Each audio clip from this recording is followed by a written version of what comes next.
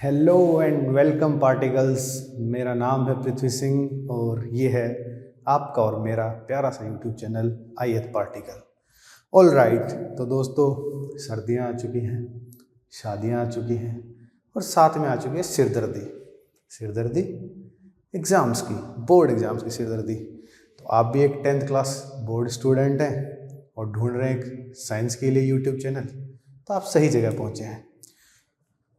पीछे आप मेरे लिखा हुआ देख रहे होंगे, chemical equations and reactions chapter first.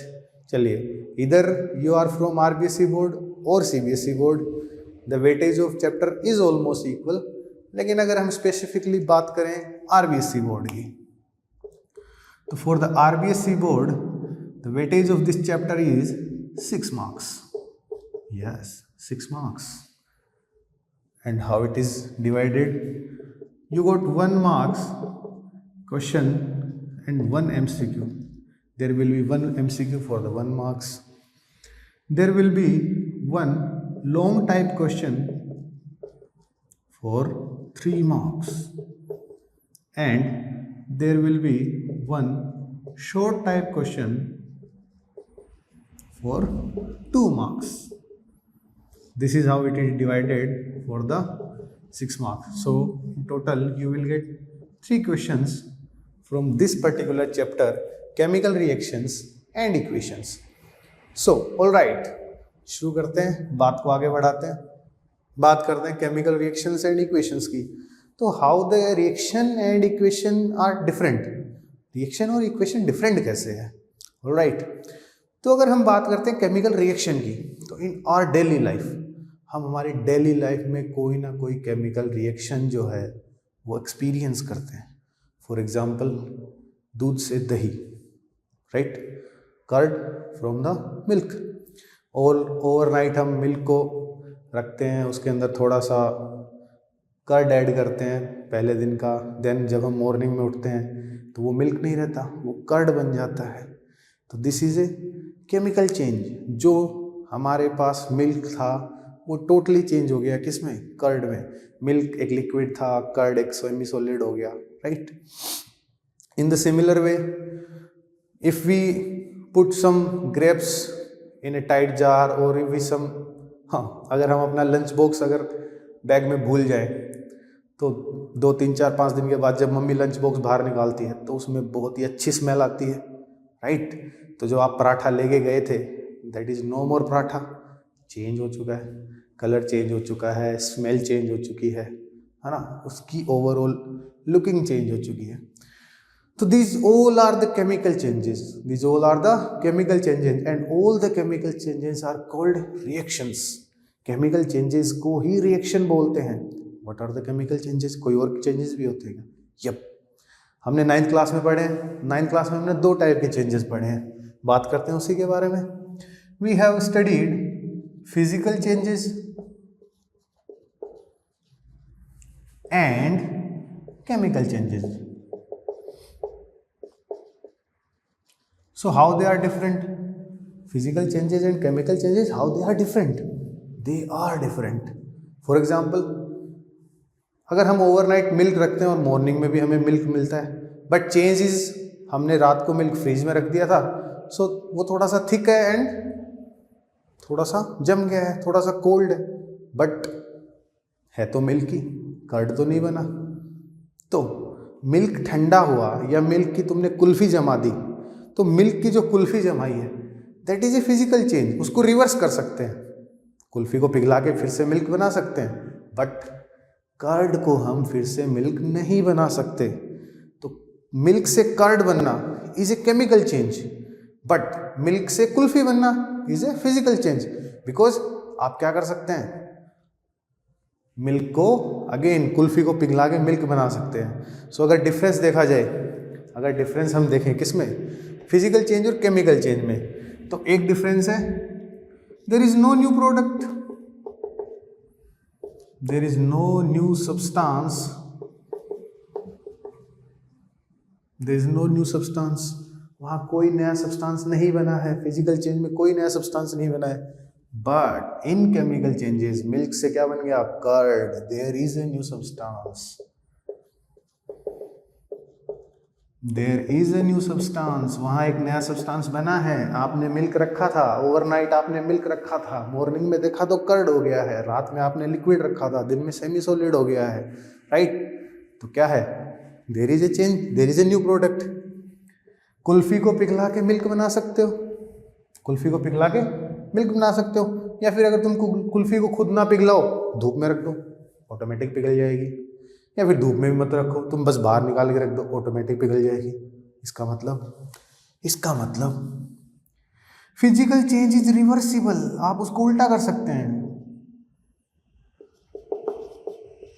And unstable, है ना, स्टेबल नहीं रहता, कुल्फी बनी रही रहेगी, कुल्फी चेंज हो जाएगी, कुल्फी फिर से कहाँ चली जाएगी, कुल्फी फिर से मिल्क बन जाएगी, लेकिन कर्ड फिर से मिल्क नहीं बनेगा। So it is irreversible and stable. एक बार मिल्क से कर्ड बन गया तो बन गया, चेंज नहीं हो सकता। अच्छा, कोई और एग्जाम्पल है हमारे पास, कोई और एग्जाम्पल है? Yup, we have an another example. अगर हम बात करें H2O की, मेरे पास पहले H2O वाटर की फॉर्म में था, अब मैंने क्या किया, H2O को रख दिया फ्रिज में। H2O को फ्रिज में रखा तो क्या बन जाएगा, आइस बन जाएगा। But still it is H2O, but still it is H2O, still it is reversible, इसको चेंज कर सकता हूं मैं। आइस को मैंने रखा और फिर से क्या बन जाएगी, वाटर बन जाएगा। तो it is a reversible process, it is a reversible process. आप आइस को वाटर में बदल सकते हो, वाटर को आइस में बदल सकते हो। तो इसके मोलिकुलर लेवल पे कोई चेंज नहीं हुआ, कोई नया फॉर्मूला बना नहीं, कोई नया फॉर्मूला बना नहीं, नो न्यू फॉर्मूला, कोई नया फॉर्मूला नहीं बना, कोई नया प्रोडक्ट नहीं बना। तो these are the physical changes, कोई नया प्रोडक्ट नहीं बनेगा, नया सब्सटेंस नहीं बनेगा, रिवर्सिबल है, उल्टा इसको आप रिपीट कर सकते हो। अनस्टेबल है, ज़्यादा देर टिकेगा नहीं, फिर से चेंज हो जाएगा, like water ice, ice water, this is the symbol of reversible, right. But अगर हम बात करें केमिकल चेंज की, फॉर एग्जाम्पल सर्दी है, सर्दी में लकड़ियाँ जलाओगे, लकड़ियाँ is type of carbon, all the wood have some carbon or more carbon, everything is made up of carbon, ये हम 4th चैप्टर में देखेंगे। तो everything is made up of carbon, there will be a reaction, namely burning of the coal or combustion of carbon। तो अगर तुम carbon को oxygen की प्रेजेंस में जलाते हो तो क्या मिलेगा, CO2 plus heat, CO2 plus heat, there is a new product, there is a new product, कुछ नया बना है हमारे पास, कुछ नया बना है। और नया बनने को ही क्या बोलते हैं, नया बनने को ही क्या बोलते हैं, केमिकल चेंज बोलते हैं। So basically the chemical changes are called chemical reactions, chemical changes are called chemical reactions, chemical changes को ही केमिकल रिएक्शन कहते हैं। अगर आप इसको लिखते हैं तो मैं एक बार फ्रेम से बाहर हो जाता हूँ। ऑल राइट, बढ़ते हैं आगे। So we get the chemical changes are called chemical reactions, chemical changes are called chemical reactions. हम क्या बोल सकते हैं, chemical changes are called chemical reactions, है ना, chemical changes are called chemical reactions. चलिए, अब जो केमिकल रिएक्शंस हैं, जो केमिकल रिएक्शन हुई है, लाइक फॉर एग्जांपल हमने क्या किया, मिल्क को कर्ड के साथ ऐड किया, या मिल्क में थोड़ा सा कर्ड ऐड किया, and we get full bowl of curd, curd. So we had some substance in starting, हमारे पास स्टार्टिंग में कुछ सब्सटेंस थे, and then we got a product. हमारे पास स्टार्टिंग में कुछ सब्सटेंस थे, उन सब्सटेंस को हमने मिक्स किया, उनके बीच में रिएक्शन हुई, and after that reaction we got some product. तो these substance which are used in the initial stage, जो स्टार्टिंग में जो सब्सटेंस हमने यूज किए हैं, these substance are called reactants, these substances are called reactants, these are our starting materials, These are starting materials.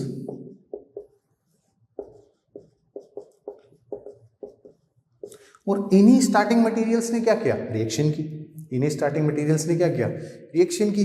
और इन्हीं starting material की reaction से हमारे पास क्या बना? Full bowl of curd. हमारे पास एक प्रोडक्ट बना, हमारे पास एक प्रोडक्ट बना। सो एक नई डेफिनेशन केमिकल रिएक्शन की निकल के आती है। क्या? Chemical reaction changes reactants into product. reactant into product. Chemical reaction जो है वो हमारे रिएक्टेंट्स को, हमारे स्टार्टिंग मटेरियल्स को चेंज कर देती है एक प्रोडक्ट में। चेंज किस में कर देती है? एक प्रोडक्ट में चेंज कर देती है। जैसे हमने एक रिएक्शन देखी, मिल्क कर्ड की, फुल बाउल ऑफ कर्ड मिला। थोड़ा स्पेसिफिक अगर हम हो जाए तो अगर कार्बन की रिएक्शन हम ऑक्सीजन से कराते हैं तो carbon and oxygen are reactants. These are reactants. और ये रिएक्शन करके क्या बना रहे हैं? CO2, carbon dioxide. और उसके साथ में हीट दे रहे हैं, गर्मी गर्मी दे रहे हैं ना, सर्दी में गर्मी का एहसास। And these is are product. These are are product. हमारे क्या है? प्रोडक्ट है। ऑलराइट। तो अगर इसको भी आप लिखना चाहते हैं, टेक ए स्नैपशॉट। नाउ बात आगे बढ़ती है। So we get what is a chemical reaction look alike. So the chemical change or the chemical reaction changes reactants into the product. So we got some reactants and we have a product. All right. What about the equations? Great. We know if we, अगर हम reaction कराते हैं किसकी, carbon की reaction oxygen से कराते हैं तो हमारे पास एक केमिकल चेंज होता है और CO2 बनती है. ये हमें पता है, ये रिएक्शन है. लेकिन उसको अगर हम मैथमेटिकल फॉर्म में लिख देते, देखो मैथमेटिक्स यूज हुई है ना, प्लस आया है, इक्वल आया है, फिर से प्लस आया है, तो this is the mathematical way to write a reaction. This will be the chemical equation. हर केमिकल रिएक्शन की एक केमिकल इक्वेशन होती है. हर बेटे का एक बाप होता है. ये तो बड़ी बकवास बात कर दी. हर 10th के बच्चे का एक साइंस टीचर होता है जो कि मैं. चलिए अब बात करते हैं कि हमें कैसे पता चलेगा, हमें कैसे पता चलेगा कि कोई केमिकल रिएक्शन हुई है, कोई केमिकल चेंज हुआ है. क्या हम देख के बता सकते हैं या कुछ फील करके बता सकते हैं कि कोई केमिकल रिएक्शन हुई है या नहीं हुई, कोई केमिकल चेंज हुआ है या नहीं हुआ? Yes, there are some observations. और ये ऑब्जर्वेशंस आगे रिलेट करते हैं, क्वेश्चंस बनते हैं ऑब्जर्वेशंस के, है ना. So there are some observations. There are some observations by which we can tell. हम बता सकते हैं, उनके द्वारा हम क्या बता सकते हैं, उनसे हम बता सकते हैं कि कोई केमिकल रिएक्शन हुई है या नहीं हुई है. Okay, so what are the observations, बात करते हैं.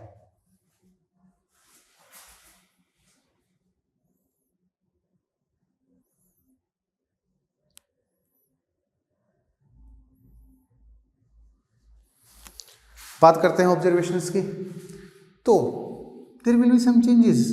पहला चेंज जो होगा, पहला चेंज जो हो सकता है, चेंज इन कलर.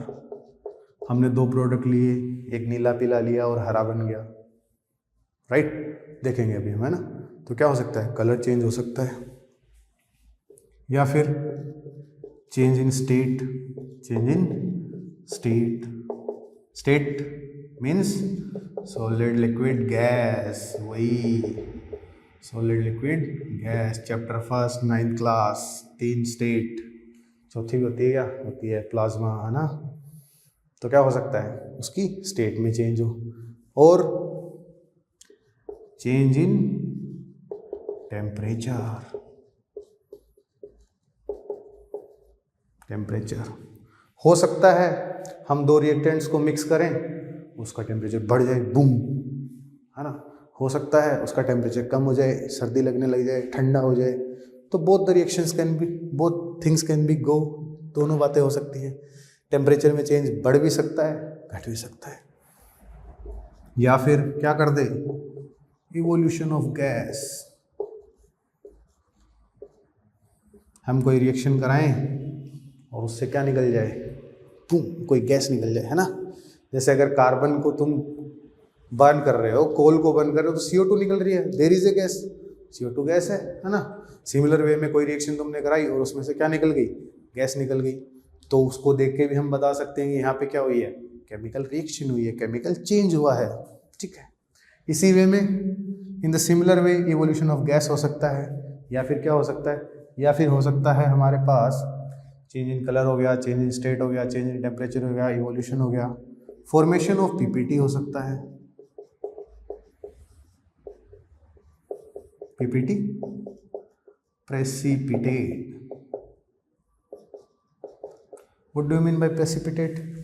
भाई हम क्या करें, एक ग्लास लें, उसमें थोड़ा पानी लें, उसमें मिट्टी लें और घोल दें और थोड़ी देर छोड़ दें, तो वो मिट्टी जो है वो क्या करेगी, बॉटम पे आके चिपक जाएगी, है ना। तो वो जो बॉटम पे आके चिपकी है, जो गाद, जिसको कीचड़ बोलते हैं, गाद बोलते हैं, कीच बोलते हैं, तलछट बोलते हैं, हिंदी में बहुत सारे नाम, तो वो जो जमा है नीचे बॉटम पे आके जमा हुई है, तो कोई रिएक्शन ऐसी हो सकती है जिसमें क्या हो, प्रेसिपिटेट बन जाए, राइट। तो क्या हो सकता है, चेंज इन कलर हो सकता है हम कोई रिएक्टेंट मिक्स करें और कलर में चेंज हो जाए। चेंज इन स्टेट हो सकता है हम सॉलिड मिलाएं, लिक्विड बन जाए, या हम लिक्विड सॉलिड मिलाएं, गैस बन जाए, है ना। अभी देखेंगे लिक्विड सॉलिड मिला के गैस बनाएंगे। चेंज इन टेम्परेचर हो सकता है हम जो रिएक्शन करा रहे हैं उसमें क्या हो जाए, टेम्परेचर में चेंज हो जाए, हो सकता है टेम्परेचर राइज हो जाए, हो सकता है टेम्परेचर फॉल हो जाए। ऐसे ही इवोल्यूशन ऑफ गैस, कोई गैस रिलीज हो सकती है, या फिर फॉर्मेशन ऑफ PPT, कोई प्रेसिपिटेट भी बन सकता है, ठीक है। या फिर हमें क्या मिले, या फिर हमें मिले लाइट, या फिर हमें क्या मिले, लाइट, कुछ लाइट निकले, है ना। फॉर एग्जाम्पल जितनी भी बर्निंग रिएक्शन होंगी, जितनी भी कंबशन होंगे, उन सभी में क्या निकलेगी, लाइट निकलेगी। अरे किसी चीज़ को जलाएंगे तो उसमें से लाइट निकलना एक ओबियस इंसिडेंस है। तो अगर लाइट निकल रही है, इसका मतलब वहाँ भी क्या हो रहा है, कोई केमिकल रिएक्शन हो रहा है, राइट। लेकिन कोई रिएक्टेंट मिलाने पर लाइट तो बल्ब से भी निकलती है, वहाँ केमिकल रिएक्शन हो रही है क्या, नहीं, वहाँ फिजिक्स लग रही है, ठीक। तो इन ऑब्जर्वेशंस के बेस पे तुम बता सकते हो कि कोई केमिकल रिएक्शन हुई है या नहीं हुई है। अब बात करते हैं, हमारी जो NCERT है उसमें कुछ एक्टिविटीज़ दी हुई हैं, और वो एक्टिविटीज़ अलग अलग डेमोन्स्ट्रेशंस कर रही हैं, वो अलग अलग चीज़ें बता रही हैं। जैसे किसी एक्टिविटी में पता चल रहा है कि केमिकल रिएक्शन होती है तो चेंज इन टेम्परेचर होता है। कोई एक्टिविटी बता रही है कि अगर तुम रिएक्शन करवाते हो तो तुम्हारे पास प्रेसिपिटेट बन रहा है, या फिर कोई रिएक्शन बता रही है कि तुम्हारे पास इवोल्यूशन ऑफ गैस हो रहा है या लाइट जनरेट हो रही है।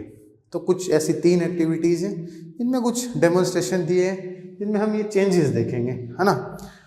अब CBSE का I have no idea, but in RBSE, अगर RBSE की पर्टिकुलर बात करूँ तो जब टीचर का मूड होता है ना पेपर को थोड़ा सा नेस्टी मूड, थोड़ा सा पेपर को घुमाने का, तो वो एक एक्टिविटीज़ को एज इट इज़ उठा के चिपका देता है क्वेश्चन में कि ये लो, बताओ क्या होगा, करो, करके दिखाओ मुझे, इसी कॉपी पे फ्लास्क लाओ, इसी कॉपी पे तुम जिंक लाओ, इसी कॉपी पे तुम सब कुछ लाओ और मुझे करके दिखाओ।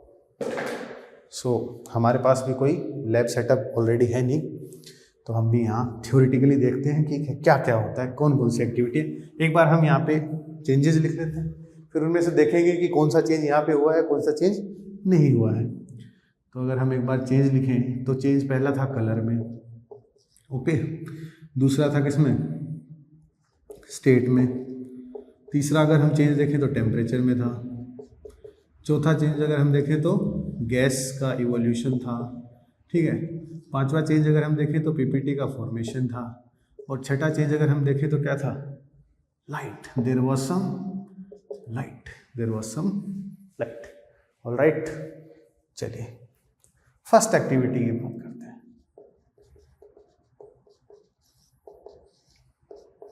मे बी एनसीईआरटी में आपको जो मैं एक्टिविटी का सीक्वेंस बता रहा हूँ वो नहीं मिले, है ना, बट एक्टिविटीज़ आर दीज, यही एक्टिविटीज़ हैं। ओके, तो फर्स्ट एक्टिविटी है, फर्स्ट एक्टिविटी का जो पर्पज़ है, करने का पर्पज़ है, वो पर्पज़ जो है या ऑब्जेक्ट जिसे बोलेंगे, फॉर एग्जांपल हम बोलते हैं, सॉरी ऑब्जेक्ट बोलेंगे, है ना, तो उसका पर्पज़ जो ऑब्जेक्ट जो है वो ऑब्जेक्ट है डेमोन्स्ट्रेशन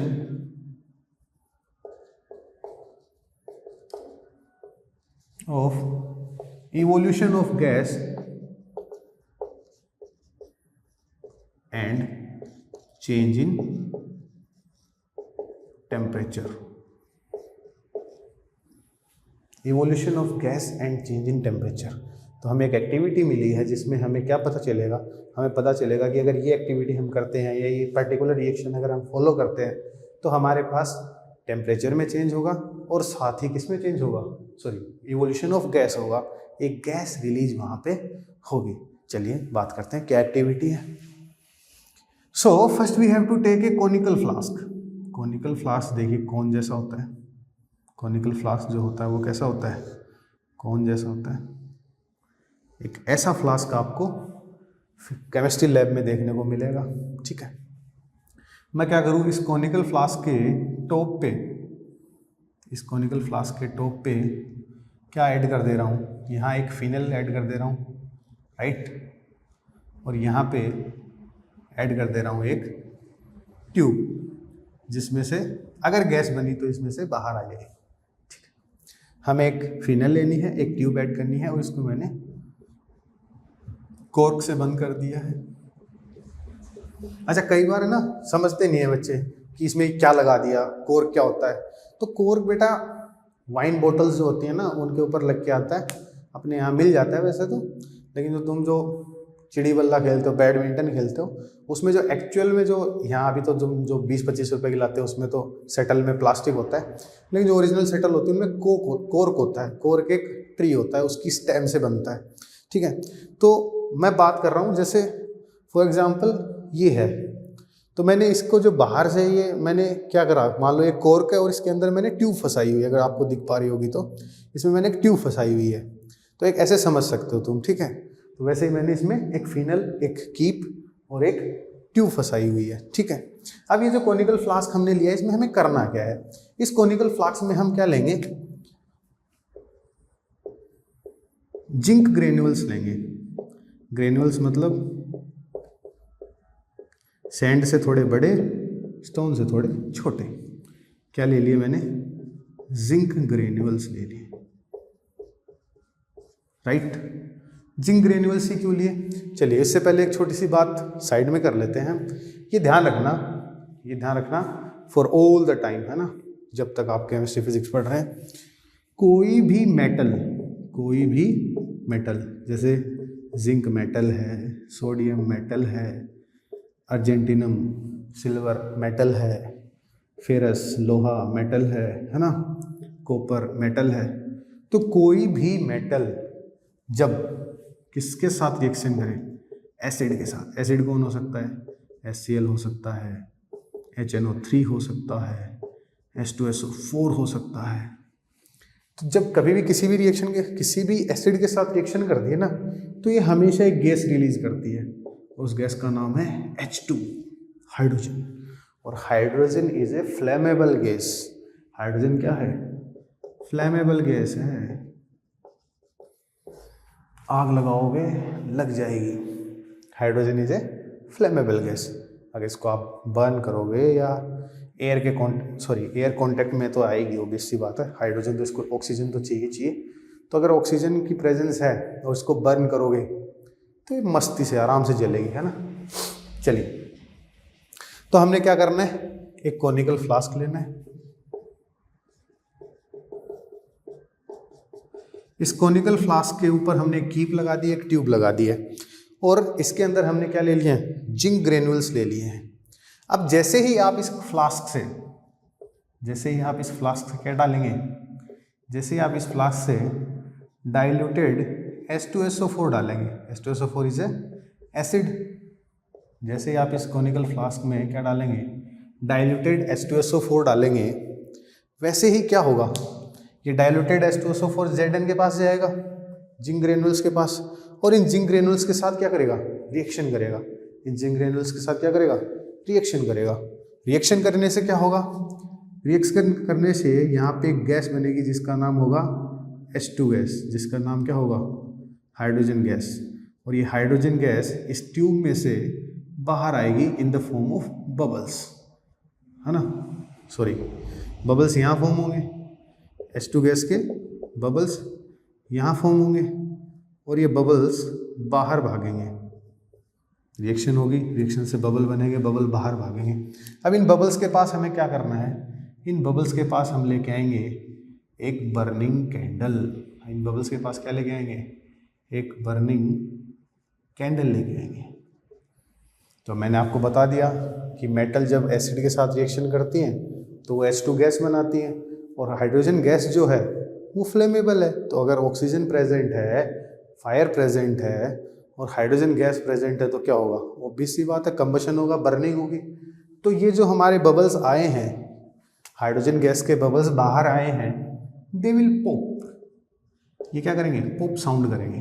क्या साउंड करेंगे, पॉप, पटाखे की तरह फूटेंगे, है ना, ब्रस्ट होंगे और क्या करेंगे, पॉप साउंड क्रिएट करेंगे। क्या क्रिएट करेंगे, पॉप साउंड क्रिएट करेंगे। चलिए, पॉप अप आप जो वो डालते हैं ना, पॉप पॉप फोड़ते हो चप्पल के नीचे दबा के, कभी दीवार पे मार के, सेम वैसे ही साउंड करेंगे। चलिए, तो यहाँ क्या हुआ आपने क्या करा, डाइल्यूटेड H2SO4 डाला, आपने डाइल्यूटेड H2SO4 जैसे इस फ्लास्क में डाला, वैसे ही यहाँ पे जिंक ग्रेनुल्स के साथ रिएक्शन हुई और H2 गैस बनी। तो जब ये रिएक्शन होती है तो यहाँ पे दो ऑब्जर्वेशन देखने को मिलते हैं, दो चीज़ें होती हैं। पहली चीज़ क्या होती है, फ्लास्क फील्स वार्म।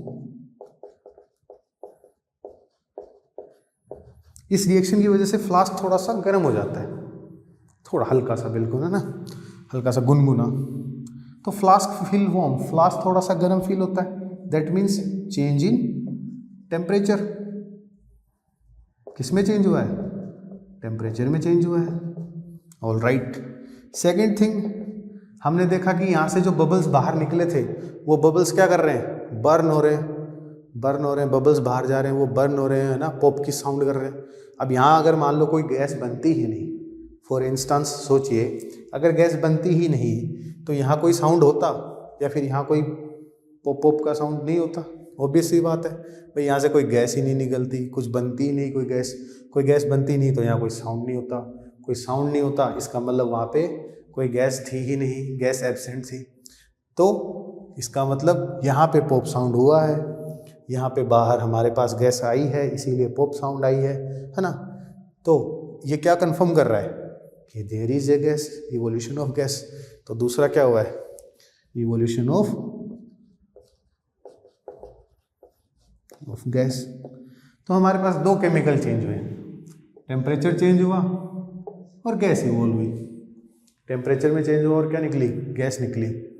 इसका मतलब ये एक केमिकल रिएक्शन है। इसका मतलब क्या है, एक केमिकल रिएक्शन है। जैसे मैंने यहाँ लिख दिया, अगर मेटल की रिएक्शन एसिड के साथ कराओगे तो क्या बनेगा, हाइड्रोजन गैस लिबरेट होगी। ठीक है, इसकी जो केमिकल रिएक्शन है वो हम आगे आने वाली वीडियोस में पढ़ेंगे। अभी हम चैप्टर को थोड़ा चला रहे हैं धीरे धीरे, है ना, फिर इसकी स्पीड बढ़ाएंगे। चलिए, तो अगर आप इसको लिखते हैं तो एक बार मैं फ्रेम से बाहर हो जाता हूँ।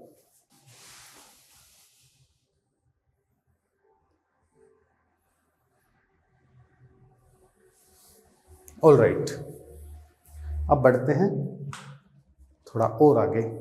ये हमारी फर्स्ट एक्टिविटी हुई जिसका ऑब्जेक्ट क्या था, जिसका पर्पस था demonstration of evolution of gas and change in temperature.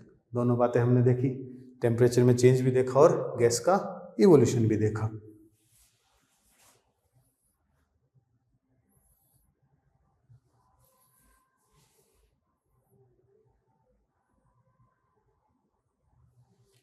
चलिए, अब अगली बात करते हैं, एक और डेमोन्स्ट्रेशन देखते हैं, सेकंड एक्टिविटी देखते हैं।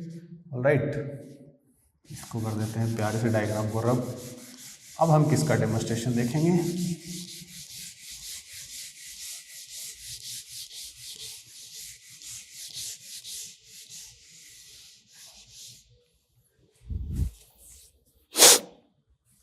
सेकेंड डेमोन्स्ट्रेशन जो है, सेकेंड डेमोन्स्ट्रेशन जो हम देखने वाले हैं वो हम देखेंगे change in colour and change in state.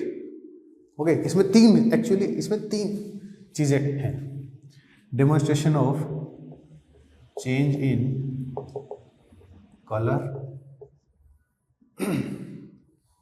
And change in state and formation of precipitate। Okay, देखिए ये क्या रिएक्शन है। ये रिएक्शन में हम एक ग्लास का कोई वेसल लेते हैं ना, कोई बीकर या कुछ भी XYZ, हम एक ग्लास का बीकर या फ्लास्क लेते हैं और उसमें हम लेते हैं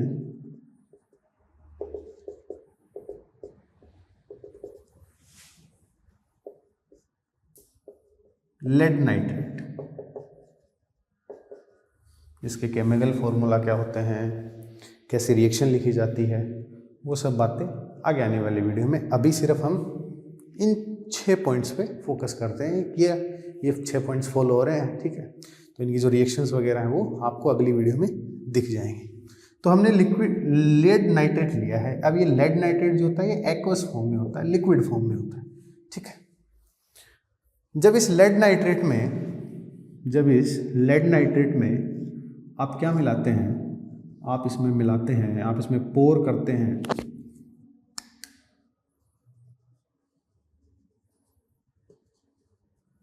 क्या पोर करते हैं, आप इसमें पोर करते हैं पोटेशियम आयोडाइड।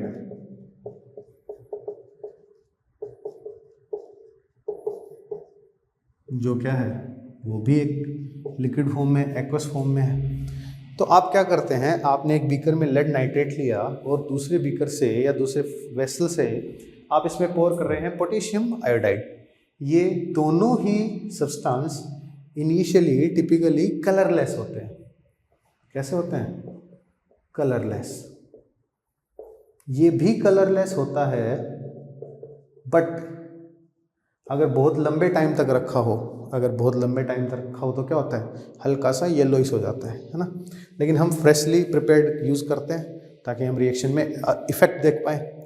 तो जब आप इसमें पोर कर देते हैं और पोर करने के बाद आफ्टर सम टाइम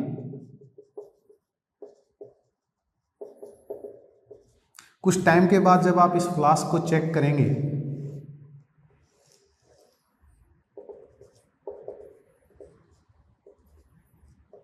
कुछ टाइम के बाद जब आप इस फ्लास्क को चेक करेंगे तो you will get some yellow PPT at the bottom.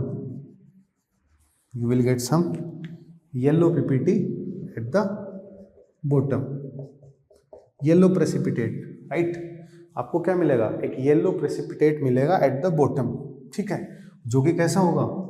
Solid in nature. जो कि कैसा होगा? Solid in nature. ये क्या हुआ? हमने तो लिक्विड मिलाए थे। हमने क्या मिलाया था भाई? हमने पोटेशियम आयोडाइड मिलाया था, हमने लेड नाइट्रेट मिलाया था, लेकिन वहाँ तो क्या बना है? Yellow PPT and solid. Yellow PPT बनी है ना। Formation of PPT check, formation of PPT check, change in colour check, change in state check. क्या हुआ? कलर भी चेंज, स्टेट भी change and formation of PPT. तीन चेंज एक साथ हुए हैं, तीन चेंज एक साथ हुए हैं। इसका मतलब this is also a chemical reaction. इसका मतलब ये भी क्या है? एक केमिकल रिएक्शन है। क्या क्या चेंज हुए? क्या क्या चेंज हुए भाई? चेंज इन कलर हुआ, कलरलेस थे, कलरलेस से कैसे हो गए? कलरफुल हो गए, येलो हो गए। सेकंड क्या हुआ? फॉर्मेशन ऑफ पीपीटी,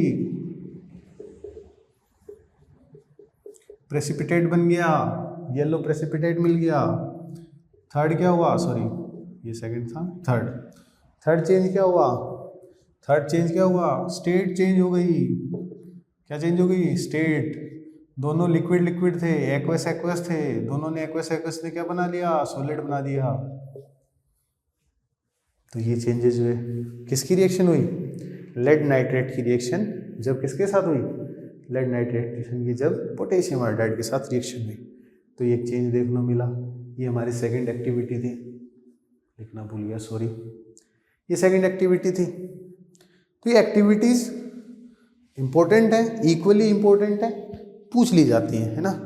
आरबीएससी वाले तो बड़े मज़े से पूछते हैं। चलिए बढ़ते हैं आगे थर्ड डेमोन्स्ट्रेशन पे। थर्ड डेमोन्स्ट्रेशन हमारा क्या बताता है उसके बारे में बात करते हैं।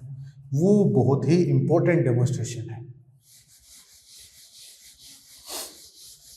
देखिए क्या बच गया हमारे पास, हमने फॉर्मेशन ऑफ प्रेसिपिटेट देख लिया, हमने इवोल्यूशन ऑफ गैस देख लिया, हमने चेंज इन स्टेट देख लिया, हमने चेंज इन टेम्परेचर देख लिया। अब बारी किसकी है, अब बारी है इमिशन ऑफ लाइट की। अब बारी किसकी है, अब बारी है demonstration of emission of light. हमें कोई ऐसी रिएक्शन करवानी है, हमें कोई ऐसी रिएक्शन करवानी है, ऐसा केमिकल चेंज करवाना है कि क्या हो, क्या हो, हमारे पास लाइट मिले, हमारे पास क्या मिले, लाइट मिले। चलिए तो इसके लिए हम दो महान धुरंधरों को चुनते हैं। एक तो फायर है ना, एक तो हम क्या चुनते हैं, फायर। तो हम एक बर्नर को लेते हैं, थोड़ा सा उसको टिल्ट कर देते हैं, और इसको टिल्ट क्यों किया है उसकी भी बात करेंगे, है ना। इसको टिल्ट इसलिए किया ताकि जो भी जल के कुछ गिरे वो हमारे पास इस वॉच गिलास में गिरे।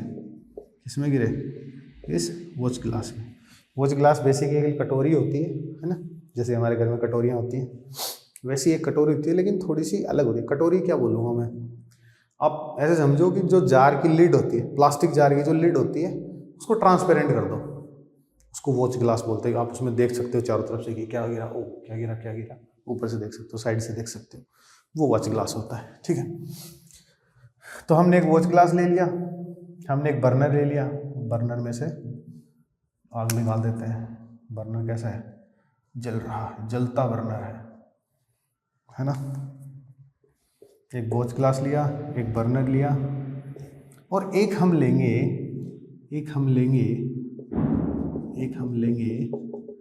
Magnesium ribbon.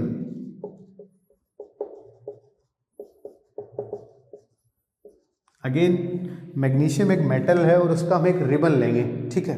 और इस रिबन को अच्छे से सैंड पेपर से घिस लेंगे, पहले जलाने से पहले इसको घिस लेंगे। क्यों घिसते हैं अभी थोड़ी देर में बात करेंगे। एक रिबन लेंगे, एक छोटी सी पतली सी पन्नी लेंगे, है ना, और उसको हम क्या कर लेंगे, स्ट्रिप लेंगे एक, और उसको घिस लेंगे, रेजमाल से अच्छे से घिस लेंगे।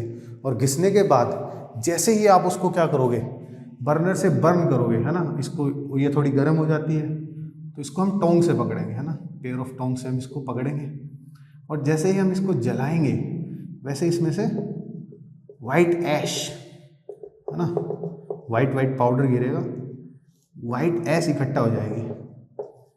हमारा जो वॉच ग्लास है उसमें जैसे ही ये मैग्नीशियम रिबन जल के गिरेगा वैसे इस वॉच ग्लास में क्या होगा, वाइट ऐश इकट्ठा हो जाएगी, पाउडर इकट्ठा हो जाएगा।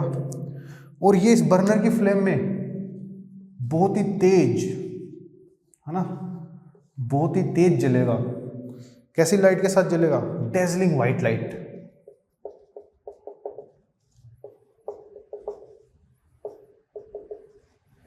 खूब चमकती हुई व्हाइट लाइट के साथ जलेगा, है ना।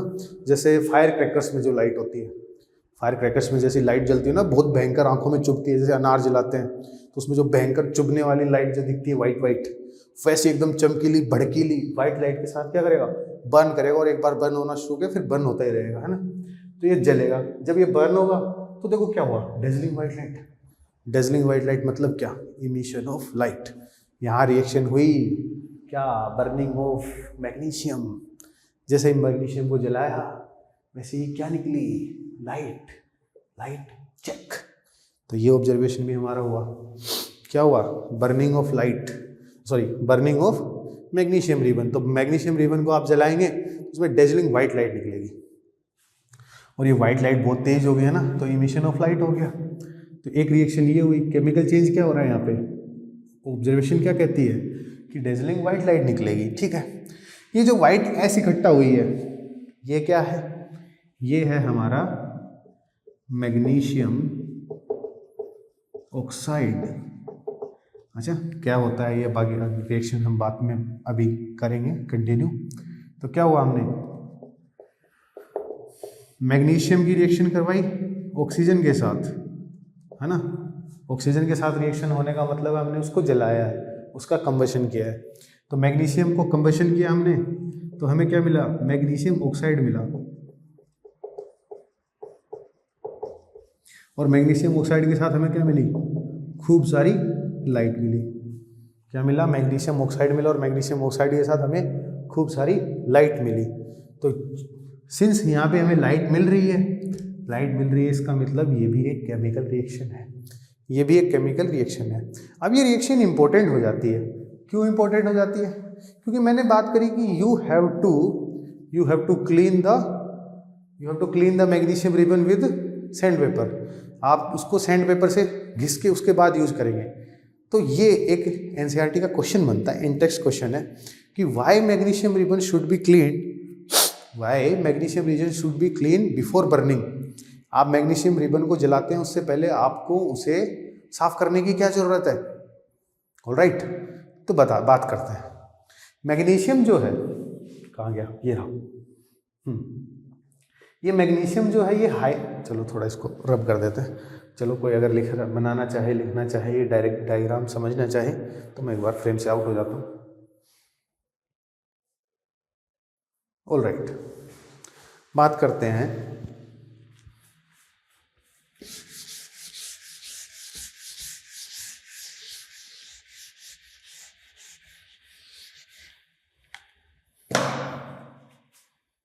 क्वेश्चन है हमारा, why magnesium ribbon should be cleaned before burning. और इसका आंसर क्या है कि हमारे पास जो मैग्नीशियम रिबन है उसको जलाने से पहले साफ करने की क्या जरूरत है? उसका रीजन ये है, magnesium is a highly reactive metal. Magnesium क्या है? हाईली रिएक्टिव मेटल है भाई। ये ऐसे पड़ी रिएक्शन कर लेगी। जैसे फॉर एग्जांपल अगर हम बात करें कॉपर है, तो कॉपर कैसा होता है? हल्का गोल्डन सा, मतलब हल्का गोल्डन सा कलर होता है, लेकिन वो ओवर द टाइम ग्रीन हो जाता है। क्यों? वो भी रिएक्टिव है, वो ऑक्सीजन के साथ रिएक्शन करके क्या कर लेता है? कॉपर ऑक्साइड की, क्यूप्रिक ऑक्साइड की क्या बना लेता है? लेयर बना लेता है। चांदी है, अर्जेंटिनम सिल्वर, तो वो भी ओवर द टाइम ब्लैक हो जाती है। सिमिलर वे में मैग्नीशियम भी हाईली रिएक्टिव है। तो अगर इसको हम क्या करें, magnesium is a highly reactive metal and if it exposed to air for a long time, तो अगर ये काफी देर के लिए क्या पड़ा है, एक एयर में एक्सपोज्ड है ना, एयर के सामने पड़ा है खुली हवा में, तो it reacts with air with oxygen present in air, है ना। ऑक्सीजन से रिएक्शन करता है, oxygen present in air and forms a layer of magnesium oxide.